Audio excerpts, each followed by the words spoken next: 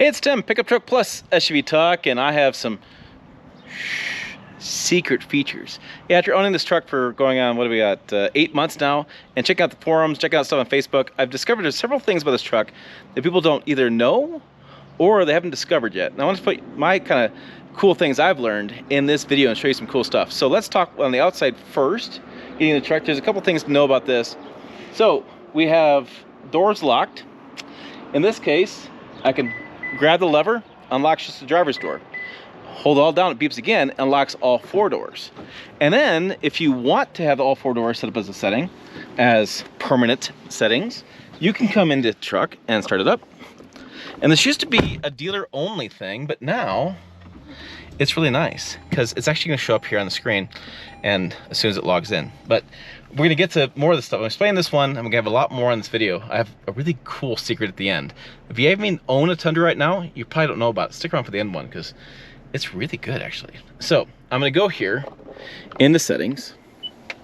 And sorry, I have the black bar gets in the screen. It's just the way my camera records the screen. It's kind of weird. I don't know if I go farther back, whatever. But if you go into Vehicle, Customize, and you go into, door control, it's right there.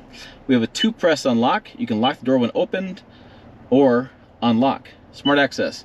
You can unlock all the doors or just the driver's side door. So you have 2 ways to set that up. You could have just the driver's side door open up. If you do, that's fine. But if you hold on a lever, unlocks all 4 doors, or you set up in here, unlocks all 4 doors by the button on your key fob, you know, the lock button. Okay, let's talk about one more secret feature, and you've seen me report on this, and I kind of an update for you, some more details as well. So I've talked many times about remote start on this truck, and if you guys missed the story, happened like back in like January, February, it was discovered and reported on that there's 2 ways to do remote start on this Tundra. You have an app that's on your cell phone, you can press the button remote start, or you have the secretive sort of function. You lock, hold lock, and you start remote start. So you have 2 different options there. Remote start is not available as an option on any Toyota vehicles. You have secretive or you have the app. That's what you have in this Toyota Tundra. It's the newest thing to come out with, and I think all new Tundras and all new Toyota products have it. The weird part about that, and the reason people are still arguing about this because there's a lot of misinformation, is this secretive feature now has now been changed in the Toyota Tundra. It is now linked to the vehicle, and you have to pay a subscription fee to use it after the trial period. So here's the official details. I have a statement from Toyota talking about what they're going with that vehicle and what the remote start. So remote start from the vehicle key fob is available during any active trial period, including Service Connect, Remote Connect, or Safety Connect. Key fob remote start is a convenience feature and will remain active for the duration of any open trial. Okay, there's trial periods, it says last 10 years. What they're talking about is that this is not tied to the head unit, which is that. It actually is attached to the active DSM or the data communication module. Any active connected services trial subscription will allow the fob to start function. So you don't have to have remote connect, whatever. You have to have just any active subscription service, and the fob secretive function will work. The biggest thing that you have to know is that they're not going to, they're not going to offer this secretive feature anymore beyond the connected services.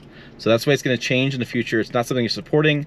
It's not even an owner's manual. It's not something you even look up. But so if you have a trial period of a Toyota vehicle, Tundra, you can lock, and hold lock, and remote start. If this goes away, you have to sign up for connected services.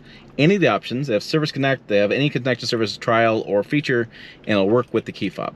So end the internet gossiping, discussion stuff, and Toyota says officially that they have no update at this time to share from the previous statement.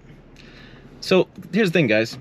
People who say, well, they need to fix that, need to fix it where, you know, if you open the door, it doesn't turn it off either. That's the thing pissing people off, is that remote start, if you open the door, when the vehicle started up, it'll turn off as you open the door. They gotta, you know, that's all gonna be fixed. No, it's never going to be fixed. Toyota has gone to me twice now in a statement. Unless they change their mind, they are not fixing that.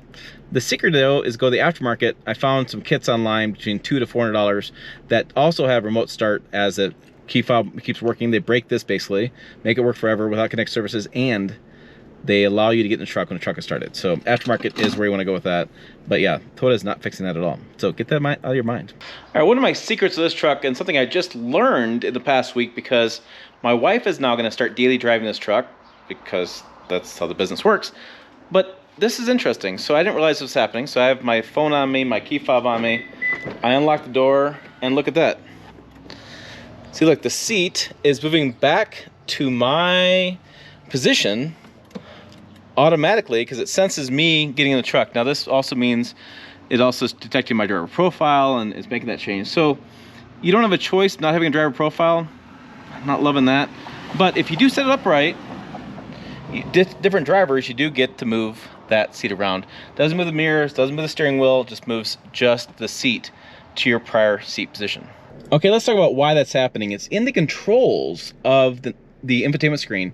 You can choose to set the seat where it's going to have a full recline back when you get out, a partial, or you turn it off completely if you don't want to be the entrant exits strategy or get in, get out strategy on this vehicle. But it's called boarding and exit. It's under vehicle and vehicle customize.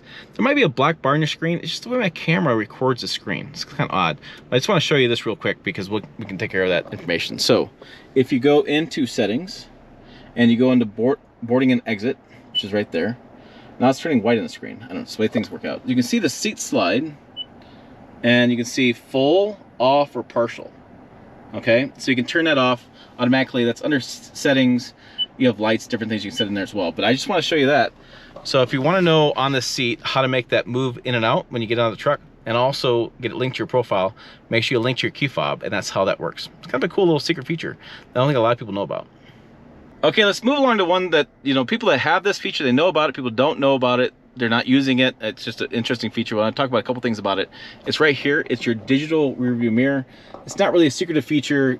Bear with me for a minute on this one, but I want to show it off because I see a lot of confusion about this. So you flip it down, you have normal mirror, shows behind you, and then you flip this up and digital rear view mirror. This is off the chisel, which is that third brake lamp right back there. There's a mirror, there's a camera there, and that's what shows up over here in the mirror.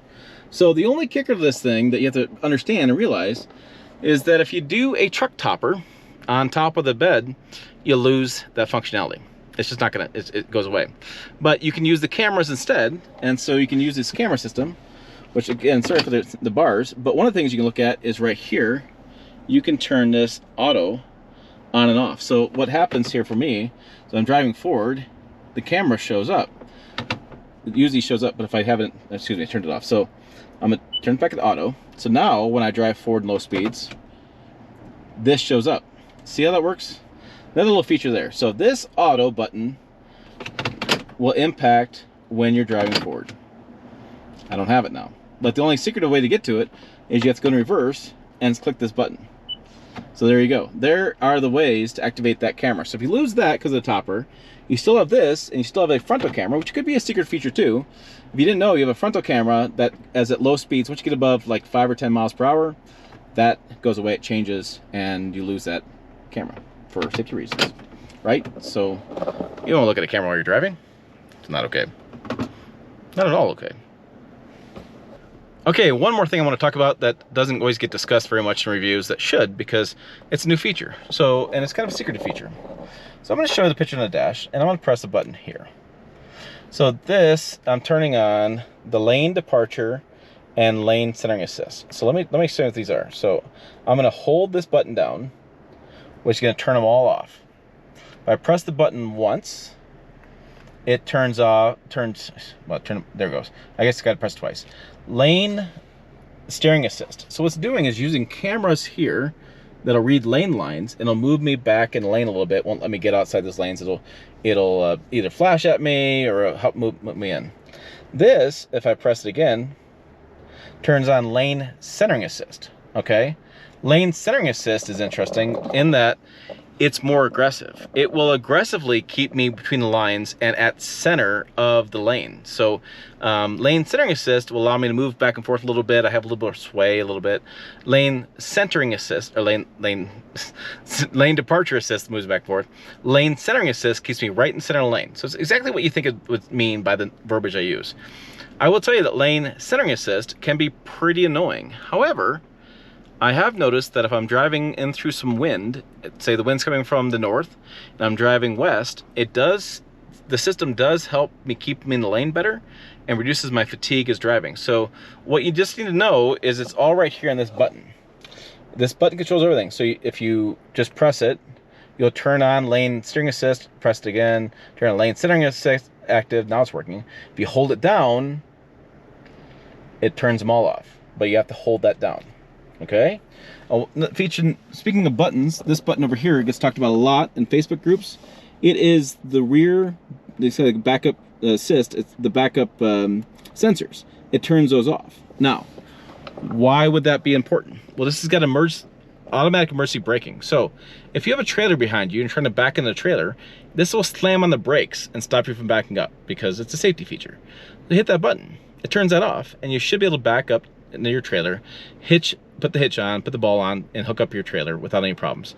But that gets talked about a lot in the forums, a lot on Facebook, and just know that feature exists because that's how you need to turn it off. Learn your truck. All right, one of the things I learned about the other day, and this is probably the coolest secret I found out, was it's in the owner's manual, but it's not very clear. It's not something you actually look at. It happens to do with the mirrors. And I had a viewer reach out to me and, well, son of a gun, it actually works. So here's what's going on. So if we look at the mirror on the outside here, this is just your standard mirror. I have my anti-glare on there as well. I don't have the tow mirrors, but I assume this works in tow mirror situation as well. Over here we have the controls. This is if I turn it on like this, it folds the mirrors in. If I leave it in auto mode, it'll automatically close those when I lock it. And this one does the opposite. It actually makes it so it doesn't fold the windows when you lock it. But here's the crazy part. So if I have the mirrors like this, and I put the truck in reverse, okay, the mirrors don't change at all, right? Just what they are, just what you expect. But according to the manual, on page 158, there's such things as a linked mirror function when reversing. Now, I've seen this in different luxury vehicles. They have this happen quite a bit. I didn't know this was a thing, but here's what you do. This is the secret. You can turn this knob for your mirror adjustment left or right. It doesn't matter. As long as it's not in neutral, you can do whatever you want. So this is how this works. So turn to left, and then I want you to watch that mirror as I put it in reverse. Okay? Oh, and the interesting thing is you can adjust this now. I can go down a little more if I want to, if I can go up, whatever. And it'll save that in the memory setting. So every time you back up, it'll do that. It doesn't matter. Like I said, I'll put it back in neutral. Come up, my mirror moves up automatically. I put it back in reverse, or to R, whatever, the right setting. Put it back in reverse. Goes down, does either one, left or right selected. It'll do that. And if you put it in the neutral position, voila, doesn't do anything. So it's kind of interesting. I do like it for backing out of when, like my driveway, kids, bikes, things like that. I have the big reverse camera here on the main infotainment screen, but sometimes it's nice looking at your mirrors as well. So kind of an interesting, cool feature. What do you guys think? What was your favorite secret feature of this video? Put your comments down below. Make sure you check us out on pickuptrucktalk.com. As always, thanks for watching. I will see you down the road.